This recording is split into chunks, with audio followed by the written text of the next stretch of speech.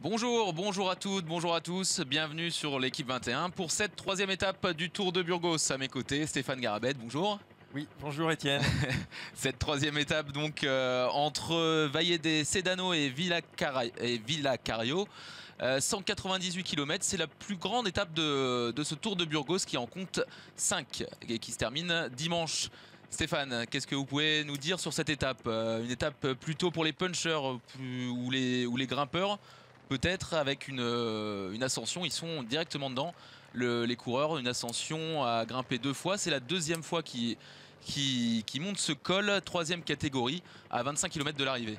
Oui, une ascension que les coureurs ont déjà empruntée parce que le final c'est sur un circuit et c'est la deuxième fois que les coureurs effectuent cette ascension de l'Alto Retuerta, le sommet situé à 22 km de l'arrivée. Alors peut-être que ça va éliminer des sprinters, évidemment on n'a pas de garantie d'arriver au sprint et ça donne l'opportunité à des punchers. On voit ici Kenny Elissonde qui tente sa chance peut-être d'aller créer la surprise. Exactement, Kenny Elissonde qui attaque à 2-3 km à peu près du sommet, avec derrière un Tinkoff qui est parti. Il me semble que c'est Alberto Contador qui a suivi, qui a essayé de sauter dans la roue de Kenny Elissonde. Une bonne attaque pour l'instant du français. Ils ont pris quelques mètres d'avance. Effectivement, c'est bien Alberto Contador de la Tinkoff qui a suivi. L'Espagnol est ici un peu pour se rassurer après son Tour de France, un peu raté après son abandon à la 9e étape sur les routes du Tour de France. On l'avait vu sur la Classica San Sébastien où il avait terminé à la 39e place. Donc c'était vraiment une course de rentrée, un peu comme ce Tour de Burgos pour préparer la Vuelta. Oui, Alberto Contador qui est en recherche de sensations. La Vuelta commence le 20 août, ça lui laisse encore un peu de temps pour avoir quelques kilomètres dans les jambes et des sensations en course. Il a quitté le Tour sur un échec. Il visait la victoire dans le Tour de France tout simplement. Ensuite, il espérait enchaîner avec les Jeux Olympiques. Ses chutes et son abandon dans le Tour, un peu malade lors de l'étape d'Andorre, eh bien, lui ont fait réviser ses plans et désormais son grand objectif c'est le Tour d'Espagne, la Vuelta. Il est là pour se tester et pour l'instant très bon test puisqu'on voit que Alberto Contador a toujours son tempérament très offensif et là il a rejoint Kenny Elissonde. Voilà un duo qui escalade la dernière difficulté du jour en tête. Et oui, ils ont quelques mètres d'avance pour le moment, ils ont pas mal creusé sur l'accélération. J'ai l'impression que ça plafonne un peu entre les deux. Il reste encore 2 km avant le sommet. Ensuite, ça risque d'être un peu compliqué pour les deux hommes parce qu'il y a une longue descente puis du plat jusqu'à l'arrivée. Donc s'il y a encore des sprinters dans le peloton, je pense que ça va pas mal rouler derrière eux. S'il y a effectivement des équipes, des sprinters encore à l'avant après cette bosse, des équipes de sprinters vont mettre en route et évidemment ils ne sont que deux. Ils auront bien du mal à résister sur la partie plate, mais enfin Alberto Contador officiellement n'est pas venu sur ce Tour de Burgos pour l'emporter mais pour travailler. Et là il fait du bon boulot, la victoire, on sait que quand on est compétiteur et quand on s'appelle Alberto Contador on y pense quand même, mais ça va être a priori difficile pour le coureur espagnol qui n'a jamais remporté le Tour de Burgos alors qu'il a presque tout gagné sur ces terres espagnoles. Et oui, je suis entièrement d'accord avec vous, ça va être compliqué. On voit là, on est dans un petit replat sur cette ascension. Pour le moment 15 secondes d'avance, ils ont pas mal creusé sur les derniers mètres de cette ascension. Kenny Elissonde suit bien dans la roue d'Alberto Contador. C'est un beau duo, il faudrait peut-être que derrière ça réagisse un peu, qu'il y ait d'autres coureurs avec eux pour espérer terminer en tête cette course. Mais derrière on voit que ça roule déjà. Il me semble que ce sont les MTN les Dimension Data qui sont en train de rouler derrière le duo de tête. Et pour l'instant l'écart se stabilise, on voit que les deux hommes de tête ne creusent plus vraiment, toujours environ 15 secondes d'écart pour Alberto Contador et Kenny Elissonde. Et la mauvaise nouvelle, c'est que le peloton n'a pas explosé. Et donc un peloton groupé veut dire des sprinters encore présents. Et donc sans doute difficile pour ces deux hommes, évidemment, d'aller au bout. À noter juste, Étienne, que le final de cette ascension est très difficile. Et c'est là que ça va peut-être beaucoup plus bouger. Il y a un passage notamment à 11% sur 600 mètres. Les 600 derniers mètres de cette ascension, cette ultime ascension du jour. Et oui, donc on va voir justement dans les 600 derniers mètres, voir si le peloton est toujours groupé, si les sprinters réussissent à passer, avec notamment Dani Van Poppel qui a remporté la première étape il y a 2 jours, le maillot vert de ce Tour de Burgos, et qui est un des favoris s'il passe dans le peloton, s'il passe au sommet avec le peloton. La Sky risque de rouler derrière pour revenir sur d'éventuelles échappées s'ils ne sont pas revenus avant le sommet. Il y a des sprinteurs qui effectivement passent bien les bosses. On pense à Gianni Mersman qui ne devrait pas être forcément décroché dans cette ascension, ou en tout cas pas trop. Reste à savoir quel sera le retard au sommet s'il y a un groupe de tête et par rapport au peloton, combien de secondes il faudra boucher et si c'est réaliste de penser boucher cet écart et pouvoir disputer l'arrivée au sprint. Ouais, pour le moment, on voit que ça ne creuse pas beaucoup. Ils sont même en train de se faire reprendre un petit peu. On a eu 15 secondes maximum. C'est descendu à 12 secondes, mais on n'est pas dans les portions les plus élevées, les plus difficiles. On va pas tarder d'arriver dans cette portion dont vous parliez tout à l'heure, justement les 600 derniers mètres où ça grimpe. On aperçoit justement en face la fin de cette ascension. Et 12 secondes donc d'écart, là on voit à 22 km et demi de l'arrivée, l'écart maintenu effectivement, vous le disiez Étienne, par la formation Dimension Data. En tout cas c'est un de ces coureurs qui mène actuellement le tempo du peloton, un peloton encore on le voit quand même assez compact. Oui, et visiblement l'attaque d'Alberto Contador n'effraie pas beaucoup l'équipe Astana, avec le leader du général justement, Dimitri Groutsev, qui a récupéré ce maillot violet de leader du général hier lors du contre-la-montre par équipe. Pour le moment, on voit un seul coureur d'Astana dans la première partie du peloton. Donc pour le moment, ils n'ont pas l'air d'être plus effrayés que ça par l'attaque d'Alberto Contador. Et là, Alberto Contador, on le voit, hein, qui s'est dressé sur ses pédales, gros braquet. Alberto Contador qui entame la partie la plus difficile de cette ascension. Est-ce que Kenny Elissonde va pouvoir rester dans la roue? Pas sûr, on va voir. Alberto Contador qui fait tout de même bonne impression, même si c'est pas encore le grand Contador qui aurait déjà mis plus de 30 secondes hein, au peloton. Sur ces pentes, voilà, Alberto Contador, ça commence à être un peu plus difficile. Ce qu'il faudrait en fait peut-être pour ces deux hommes, c'est avoir du renfort de l'arrière, parce qu'à deux, vu le faible écart, ils auront du mal à résister justement, dans les 20 derniers kilomètres. Ils vous ont écouté parce que justement il y a un coureur de Ethics Quick-Step qui derrière vient d'attaquer, alors que Kenny Elissonde a vraiment bloqué là dans cette ascension.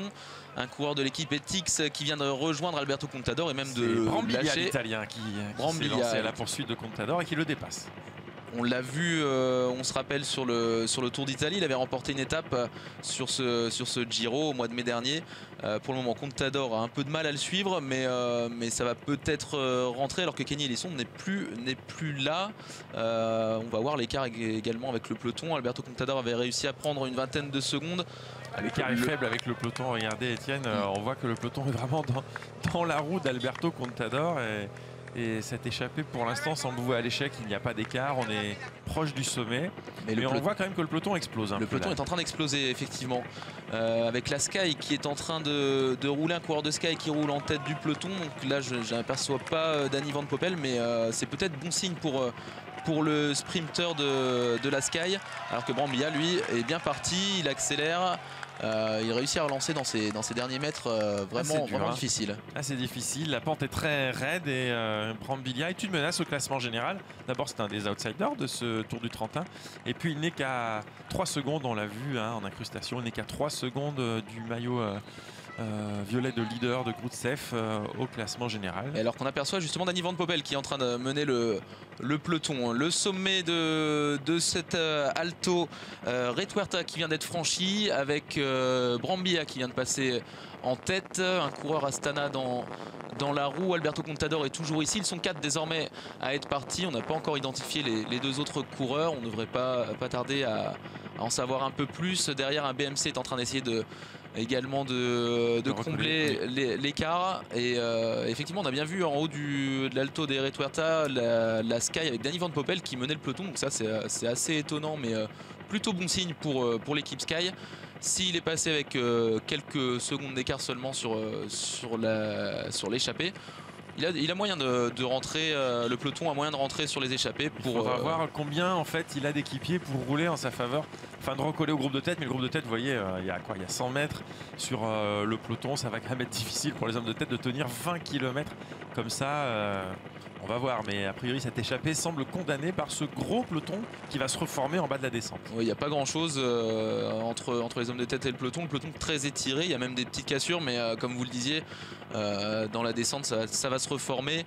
Et ensuite il y a une longue partie de plat entre la fin de la descente et l'arrivée, donc ça va être extrêmement difficile pour une échappée d'aller jusqu'au bout. Ils sont peut-être partis un petit peu tard dans dans ce col de 3e catégorie. Mais pour le moment, ils ne baissent pas les bras. On les voit Brambilla qui demande un relais à Alberto Contador, avec Michele Scarponi qui les a rejoints pour Astana et Ruben Fernandez pour Movistar. C'est une échappée qui a fière allure quand même, les quatre coureurs devant. Oui, ce sont 4 coureurs qui sont tous les 4 candidats à la victoire finale. Bon, Alberto Contador, on l'a dit, il est en phase de reprise, il est moins candidat, mais dans l'absolu, sur le papier, ces 4 coureurs peuvent remporter ce Tour de Burgos. Et finalement, ce n'était pas Scarponi, mais Dario Cataldo qui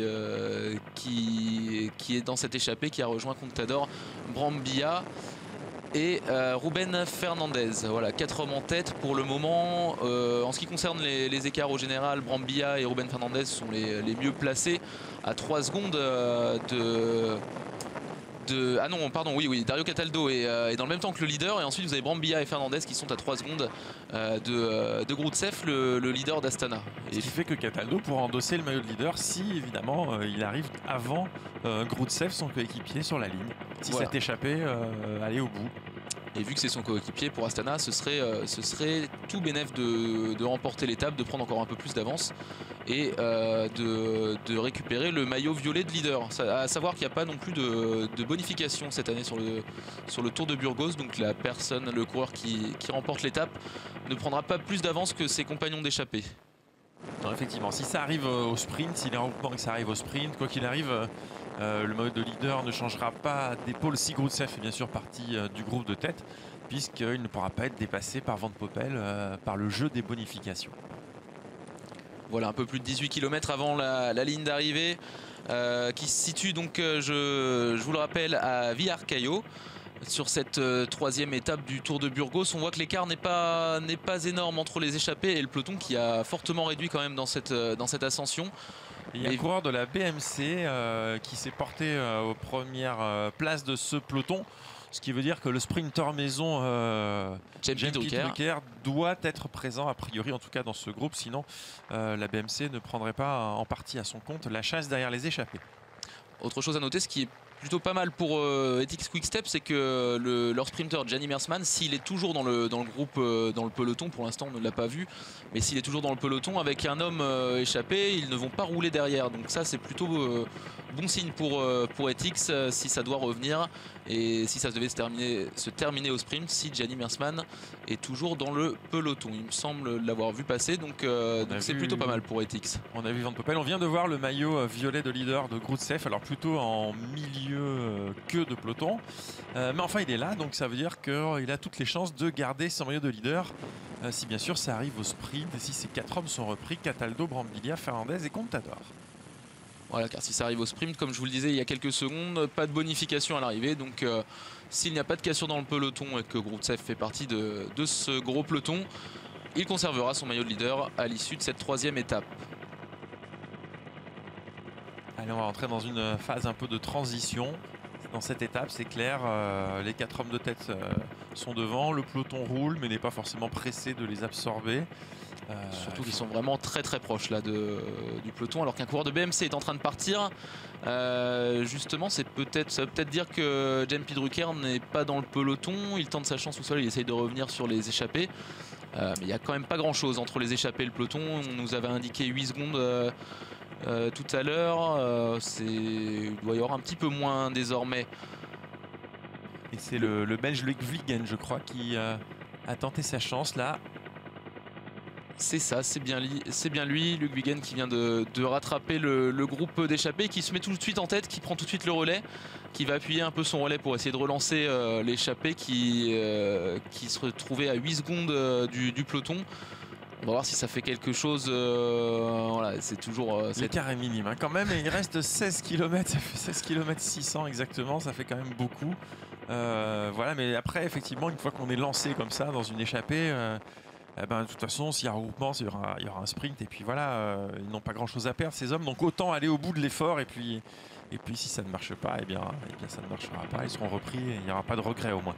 Et de toute façon, il faut rouler jusqu'au bout. On a déjà vu des échappées avec quelques quelques mètres d'avance seulement sur le peloton. Si le peloton décide d'arrêter de rouler, une équipe ne veut plus rouler toute seule et elle arrête de rouler, ça peut relancer complètement l'échappée. Et là pour le moment ils ont une centaine de mètres d'avance, donc il faut continuer de rouler et puis voir comment ça se passe. Et on a eu la confirmation entre temps que c'était bien Loïc Vliegen, le belge de la BMC, qui venait de rejoindre le groupe de tête. Donc 5 hommes en tête, on vous le rappelle, Loïc Vliegen de la BMC, le belge Alberto Contador pour la Tinkoff, Brambilla pour Ethics Quick Step, Dario Cataldo d'Astana et Ruben Pérez de la Movistar. Les 5 hommes de tête, oui, qui jolie petite partie de manivelle avec le peloton parce que ça fait un moment qu'ils résistent avec seulement 10 secondes d'avance. Voilà, mais franchement 15 km c'est long, c'est très long, ça va être difficile à un moment donné. Le peloton va finir par s'organiser. Là on est au bas de la descente, sur des portions peut-être plates et plus rectilignes. Le peloton va bien finir par revenir. En tout cas c'est à ce moment-là de la course le scénario le plus probable, à moins que le peloton effectivement il y ait un moment où les coureurs commencent à se regarder entre eux et ne se relèvent un petit peu, mais ça semble pas être le cas pour le moment. Et pour le moment c'est seulement la Sky qui roule derrière.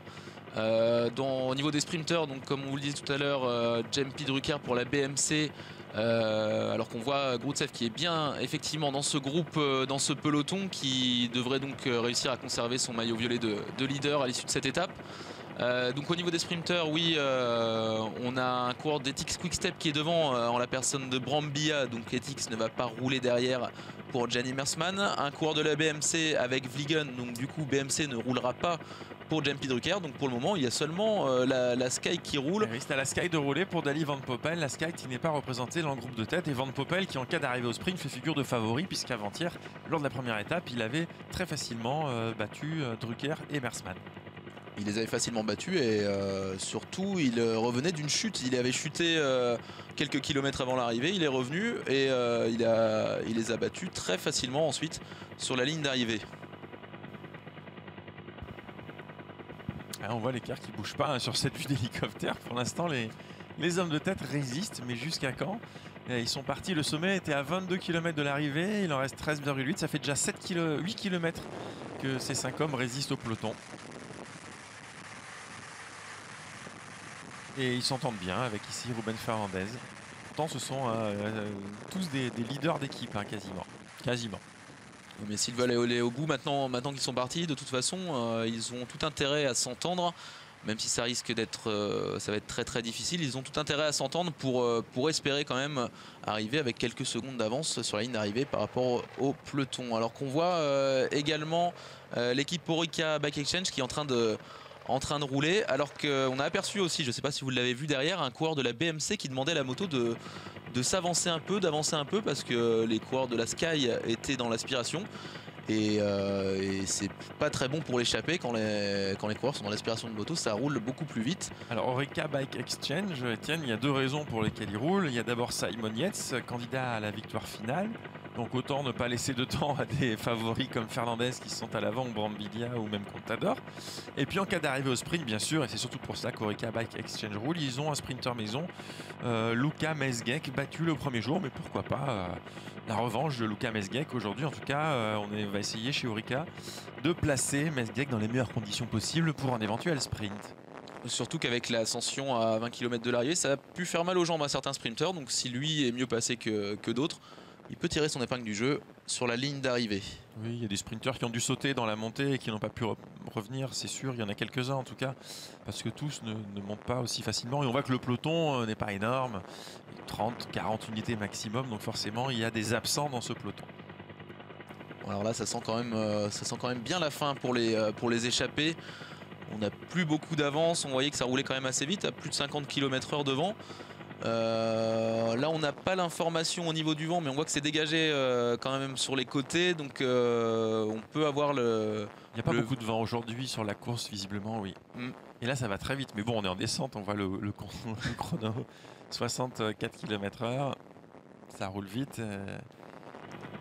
Reste à savoir s'il y a jonction, qu'est-ce qui va se passer? Est-ce que ça va continuer à rouler parce qu'on approchera du sprint, on va arriver dans les 10 derniers kilomètres, ou est-ce qu'il peut y avoir des coureurs qui se relèvent, un peloton qui se relève et un contre qui parte? C'est 2 scénarios envisageables. Oui, parce qu'il reste encore un peu plus d'11 km, donc c'est faisable. Il reste pas mal de kilomètres pour attaquer. Alors que là, on a la jonction entre le groupe de tête, les 5 hommes de tête et le peloton. Voilà, c'était un peu couru d'avance. On savait que ce serait très difficile.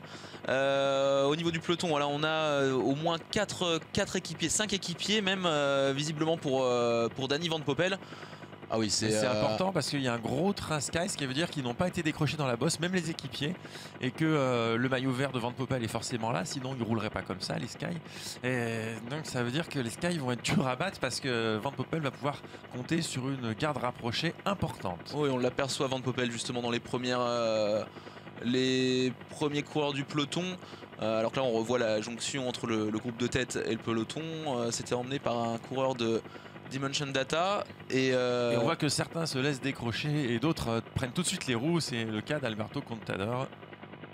Oui, parce que maintenant qu'il a fait un gros effort, il faut surtout pas prendre une cassure. Prendre une cassure.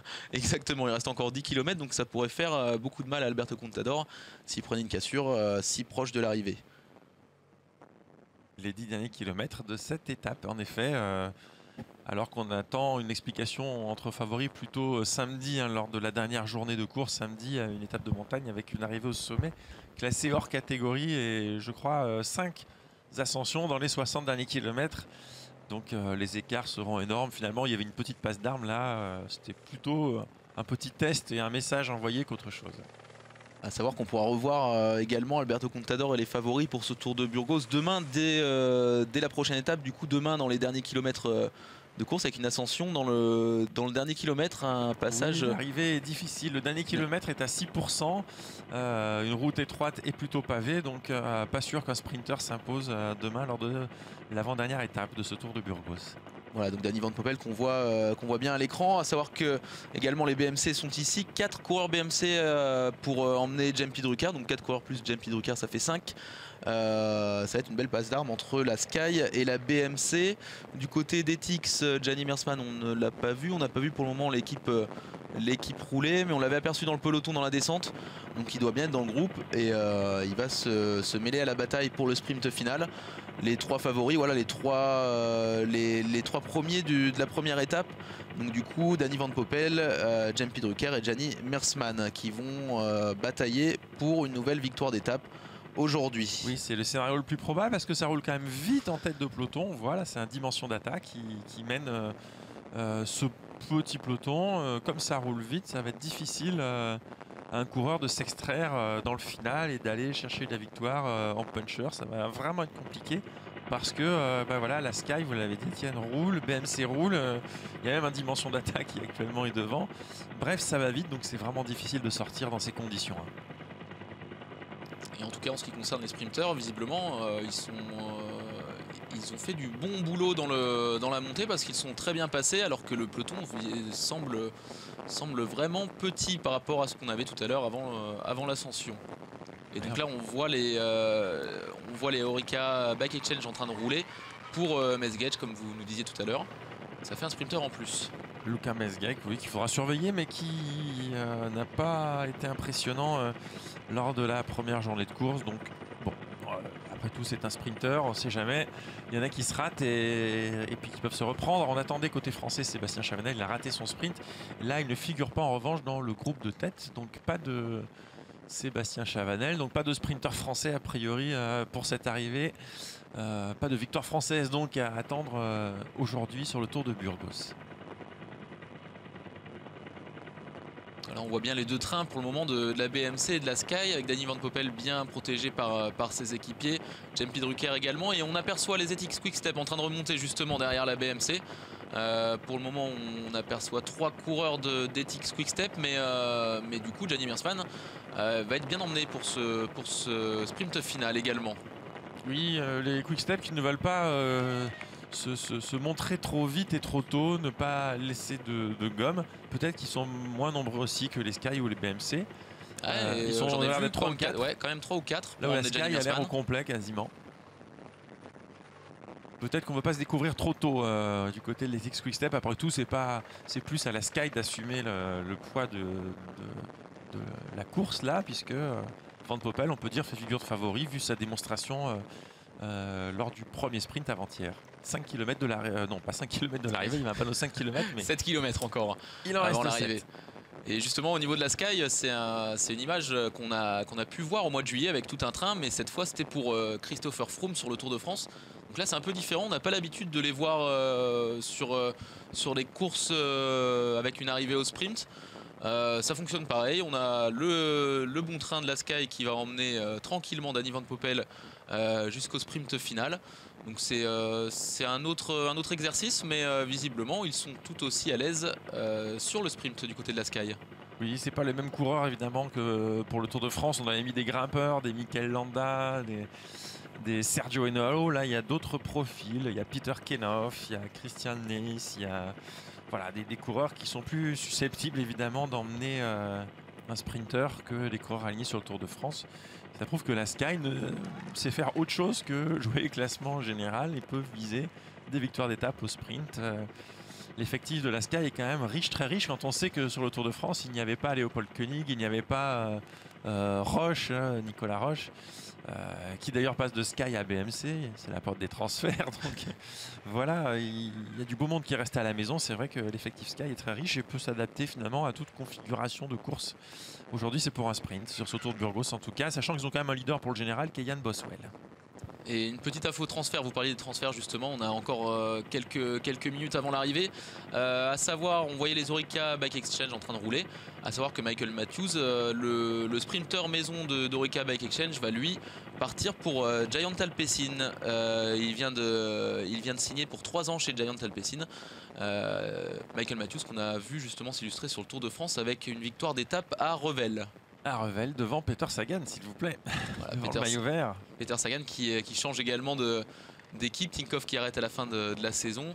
Et Peter Sagan qui va lui partir chez Bora Argon. Ça bouge beaucoup en ce moment. Et Matthews, de toute façon, il fallait que la formation de Giant trouve un sprinter, puisque après le départ de Kittel l'année dernière, eh bien c'est Degenkolb qui s'en va chez Trek. Donc il fallait recruter absolument un sprinter chez Giant. Et sur le marché, il n'y en a pas tant que ça, des sprinters de très haut niveau. Hein.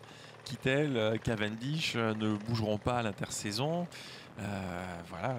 Et après, les sprinters de très très haut niveau, Alexander Christophe reste chez Katyusha, aux dernières nouvelles. Donc voilà, ça bouge pas beaucoup. Et Matthews, finalement, était le sprinter libre le plus coté encore sur le marché. Eh bien, il ira chez Giant.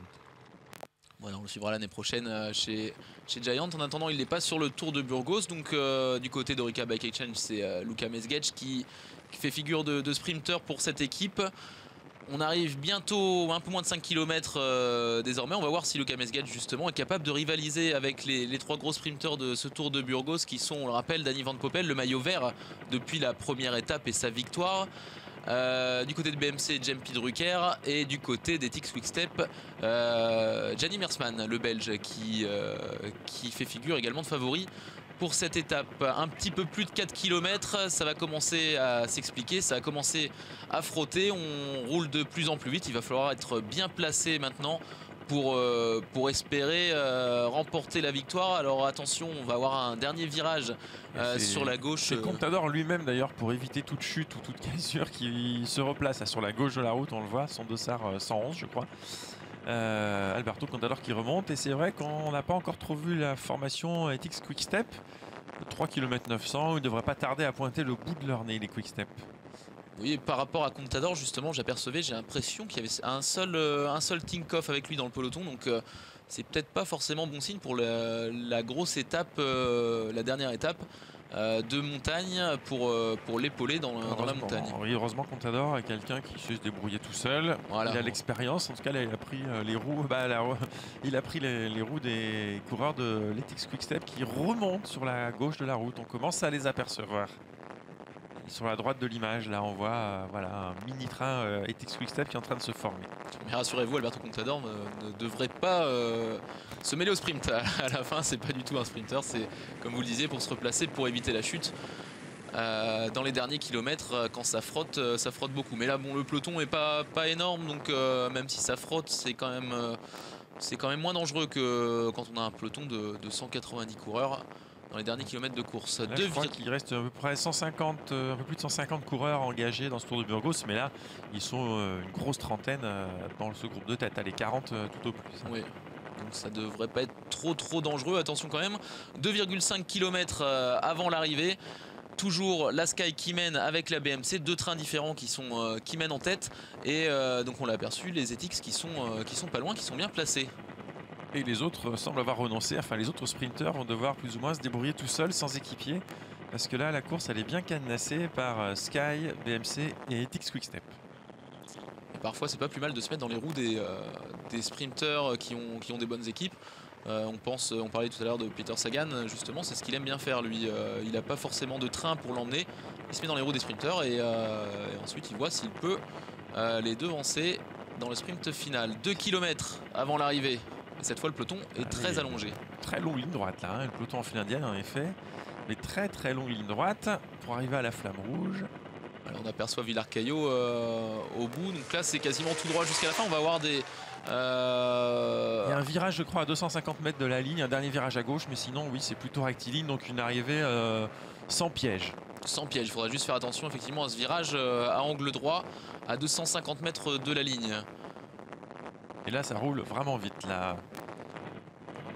Ça roule vraiment vite avec Etixx Quick-Step qui est en train de remonter justement, qui est en train de dépasser la Sky. Il se replace à 1,3 km de l'arrivée. Toujours trois coureurs devant Gianni Meersman. Van Poppel lui se retrouve avec un seul coureur devant lui. Et on vient de passer sous la flamme rouge. Voilà, 1 km avant l'arrivée avec l'Etixx Quick-Step qui est en train de mener justement pour Gianni Meersman. Van Poppel qui n'a plus personne, plus d'équipier pour Danny Van Poppel. Mais le luxembourgeois va pouvoir se mettre dans la roue de Gianni Meersman. Ça commence à vraiment frotter alors que Luka Mesgetch pareil est en train de remonter. J.P. Drucker est dans la roue. Il est un peu plus loin. Voilà, il a perdu la roue de Danny Van Poppel. Il était dans la roue du coureur de la Sky tout à l'heure, mais il a perdu sa roue. On va voir s'il est capable de remonter. Il n'a plus d'équipier avec lui. Un dernier équipier là qui est en train d'emmener. Meersman est en 3e position me semble-t-il. Alors qu'on arrive dans les virages justement. Un virage à droite puis un virage à gauche. Ensuite 300 mètres de l'arrivée, voilà le dernier virage et la dernière ligne droite. La dernière ligne droite avec Danny Van Poppel qui est dans la roue d'un Etixx Quick-Step avec J.P. Drucker en 2e position et Gianni Meersman 3e. Les 3 favoris de cette étape qui vont se disputer la victoire finale, et Danny Van Poppel qui semble le plus rapide, Danny Van Poppel le plus fort et qui va devancer facilement. Il devance J.P. Drucker et Gianni Meersman. Et bien finalement c'est exactement la même arrivée qu'il y a 2 jours et le même podium avec Danny Van Poppel, J.P. Drucker 2e de la BMC, Gianni Meersman pour l'Etixx Quick-Step qui termine 3e. Ah oui, on a les 3 mêmes à l'arrivée et puis là il n'y a pas besoin de photo finish comme ça arrivé plusieurs fois sur le dernier Tour de France. Là c'est clair et net, il a gagné avec 2 vélos d'avance, il a eu le temps d'en profiter, de se relever avant de lever les bras et tout va bien pour Van Poppel qui empoche sa 2e victoire d'étape en 3 jours. Voilà, il va conserver donc son maillot vert. Dimitri Grousseff qui était dans le peloton va lui conserver son maillot violet de leader avant la prochaine étape demain. Donc du coup Stéphane, une étape où les sprinters ça va être difficile pour eux avec cette dernière ascension dans le dernier kilomètre. Voilà, donc on vous le rappelle, la victoire de Danny Van Poppel, la 2e en 3 jours pour le coureur, le sprinter de la Sky. On va se quitter avec peut-être un ralenti si on a le temps de voir le ralenti. Voilà, avec Danny Van Poppel qui est vraiment facile hein. À 100 mètres de la ligne il est déjà devant, il devance déjà tout le monde. J.P. Drucker dans la roue, mais J.P. Drucker ne peut pas revenir et Gianni Meersman termine 3e. Danny Van Poppel est vraiment très facile. Très facile, oui, Danny Van Poppel. Et du coup, on a vu passer le maillot violet de leader dans ce groupe, ce qui veut dire qu'il n'y a aucun changement au classement général et tous les favoris sont arrivés dans le premier groupe. Exactement, donc peut-être on va attendre l'étape de demain avec ce dernier kilomètre où il y aura peut-être effectivement un changement de leader ou au pire sur la dernière étape, une étape de montagne. Merci de nous avoir suivis en tout cas sur l'équipe 21, on va se quitter. On se retrouve demain, Stéphane, pour la 4e étape de ce Tour de Burgos. Au revoir tout le monde, au revoir Stéphane. Au revoir.